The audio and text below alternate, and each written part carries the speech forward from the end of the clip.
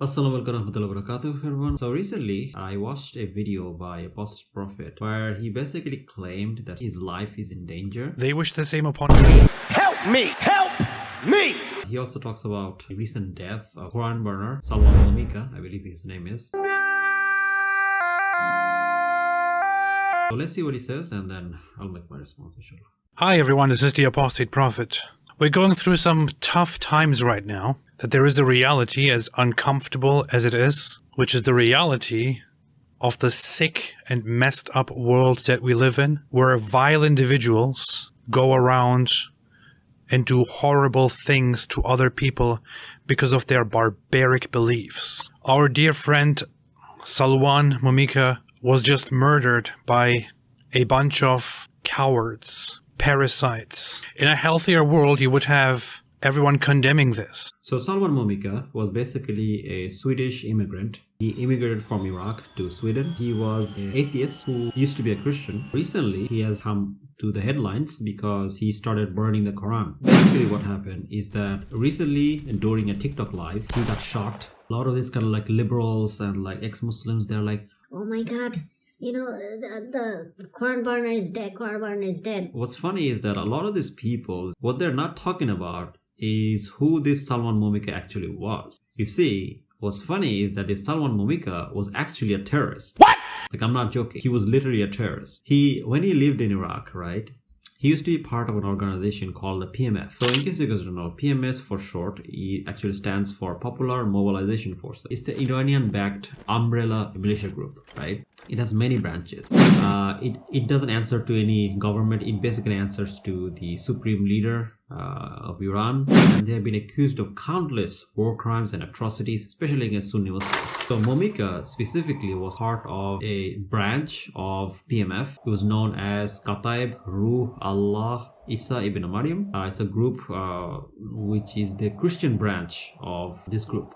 According to Indian magazine The Week, they noted that the group had operated on the outskirts of Mosul from 2017 and that they had been sanctioned by the US government since 2018. So even the United States of America literally recognized them as a terrorist organization. So Apus in this video is literally promoting and glorifying a terrorist. Our dear friend Salwan Momika, our dear friend.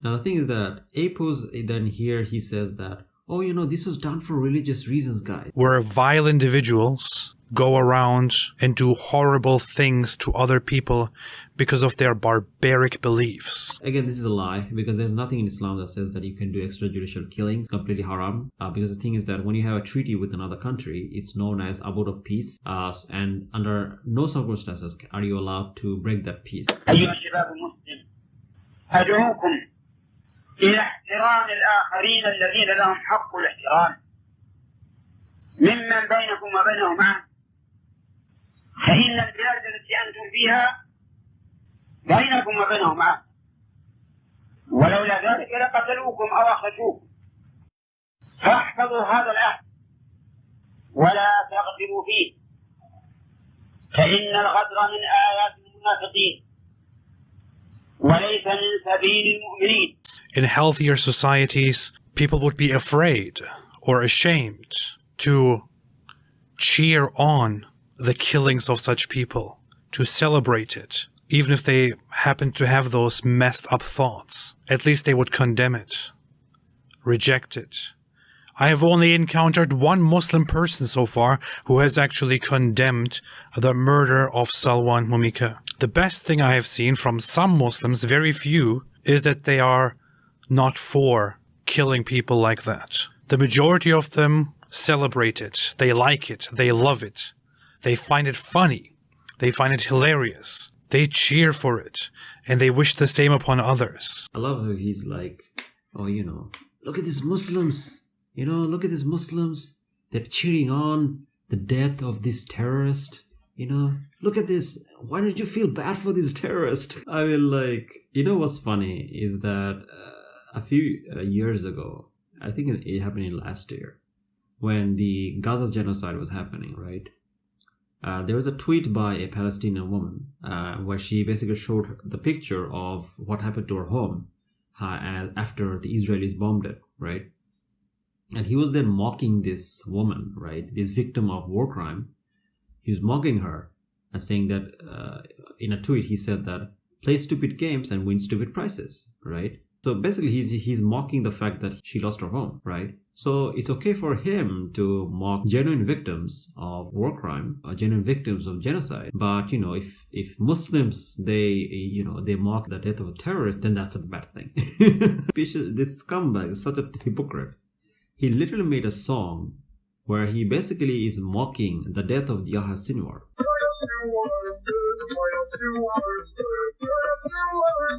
You make me sick!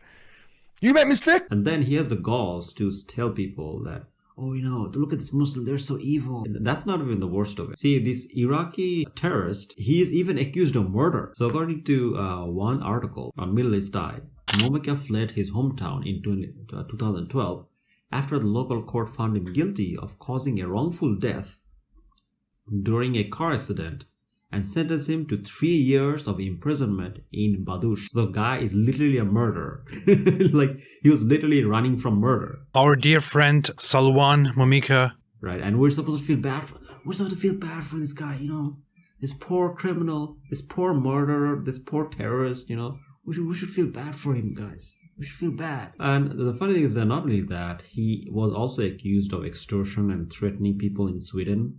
Yeah, Sweden. Like he was literally accused of everything, right? But that all goes away because he burned the Quran, right? If you burn the Quran, instantly you're an innocent person. And this terrorist thug, he's what? Like he's a hero now because he burned the Quran. Subhanallah, this is the kind of people that the Islamophobes use to kind of like show off to the people as if they're like some kind of a hero. And you know what's the difference between Yahya Sinwar and this Momika was? When Yahya Sinwar died, he inspired generation, okay? He died fighting. Even when he was in his deathbed, right? When he was almost about to die, he still fought. He still fought that drone, right? He was a brave soldier at the very end. Whatever you may think of him, his death was a death of a warrior. And this clown, he died a TikToker's death. Yahya Sinwar was an actual freedom fighter who fought for his country till his last breath. And this clown is a criminal thug who betrayed his country. One is a traitor and the other is an actual hero. Just a few days before this, before the killing of Salwan, we had a Muslim debater threatening me, doing a throat-slitting gesture on camera and declaring that my blood is halal, meaning that I should be killed. As I was calling that out, we received the news of Salwan Momika being murdered by these low-life scumbag bastards. I have ever since intensified my reactions. Brother, that's not what happened. Basically what happened during the debate, there's this brother and he was debating this brother, and during the debate, and get this, he basically takes the Quran and like does this weird kind of like miniature with the Quran, turns it into an L or whatever. It's just absolutely disgusting. So the brother gets angry and he starts cursing him, insulting him. And what's even more disgusting is that the host doesn't do anything. He doesn't tell him to, oh, you shouldn't do that, etc., etc. It's against the rules. He doesn't do anything. He just lets him mock him in his faith. Obviously, I think if it's not clear by now, for Muslims, doing things like that is a red line. So obviously, after that happened, the brother got angry and he made some things. He said something I don't think he should have, because if you give death threats to people, you could face legal trouble, right? But yeah, that's basically what happened. He said, oh, he gave me a death threat. No, you first mocked his faith and then he got angry. So basically he's saying that, oh, I got death threats, guys. I got death threats. Which is funny because a few days ago, Brother Muhammad Hijab, he actually got a death threat as well. So from supposedly from someone who was very close to Elon Musk. And when that happened, this clown was mocking him. Henceforth, I will refer to... Hitherto, henceforth. Look at this dude. But I've got all the receipts. Oh, yes. And those receipts have been sent to multiple sources with the strict instructions.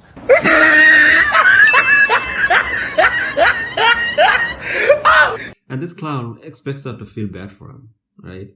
When he mocks when other people get threats. But when he gets death threats, all of a sudden, guys, this is wrong. So now, all of a sudden, when you get a death threat, we're supposed to feel bad, right? Rules for thee, not for me.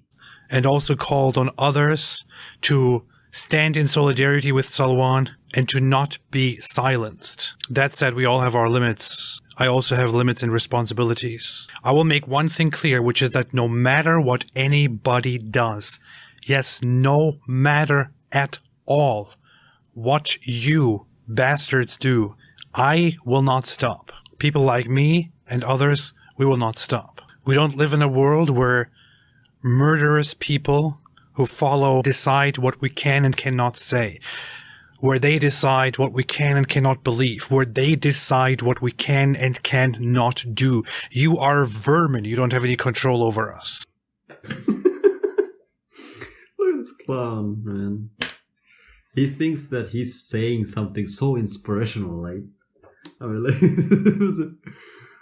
subhanallah, he thinks he's so brave, right? Apos, you think you're so brave, right? You're so brave, right? Okay, here's the challenge for me. Since you're so brave, why don't you come to a Muslim country and say that? Why don't you come to Bangladesh and say that in front of my face? Go ahead, come to Bangladesh, come to Bangladesh and, you can show everyone how brave you are, Come to Bangladesh and say it to my face, and show how much of a brave man you are, right? How brave you are for doing that, right? Because the thing is that anyone can sit behind a camera in probably the most powerful country on the planet, behind this kind of like nuclear superpower, right? Anyone can live in a country like that and give these kind of like threats and say that things like, oh, I'm so brave, etc., etc. But why don't you put your money where your mouth is?